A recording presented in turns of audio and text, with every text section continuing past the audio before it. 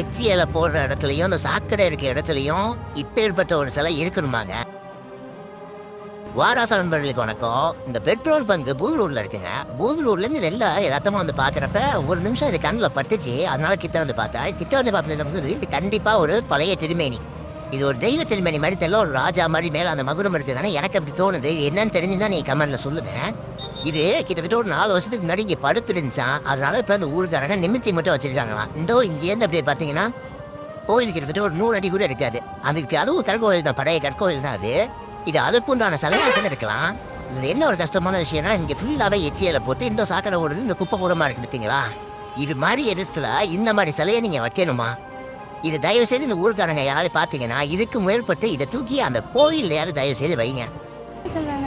அதே அப்புறம் இங்கே குப்பை மேடு மாதிரி இருக்கு, அங்கேயே போட்டு வச்சிருக்காங்க சார்.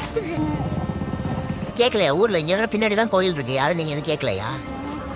இதை கோயிலுக்குள்ளே தூக்கி வச்சா ஒரு விளக்கு போட்டாவது பிரயோஜனம். இதை படுத்துருந்துச்சு நிமித்தி வச்சிருக்கீங்க, சரி. அதுவும் ஒரு குப்பைக்குள்ளே நிமித்தி வச்சா அது யூஸாக இருக்குமா? இருக்காது. இதை தூக்கி அந்த கோயிலுக்குள்ளே தயவு செய்து வைங்க. நம்ம தஞ்சாவூர் நம்ம Budalur main road petrol bunk பக்கத்துலேயே இந்த சிலை அமைஞ்சிருக்கு. இதை உங்களுக்கு தெரிய வைக்கணும்னு நினச்சேன். ஊருக்காரங்க தயவு செய்து இந்த வீடியோ பார்த்தீங்கன்னா இதை எடுத்து கோயிலுக்குள்ளே வைக்கிறதுக்கு முற்படுங்க. நன்றி.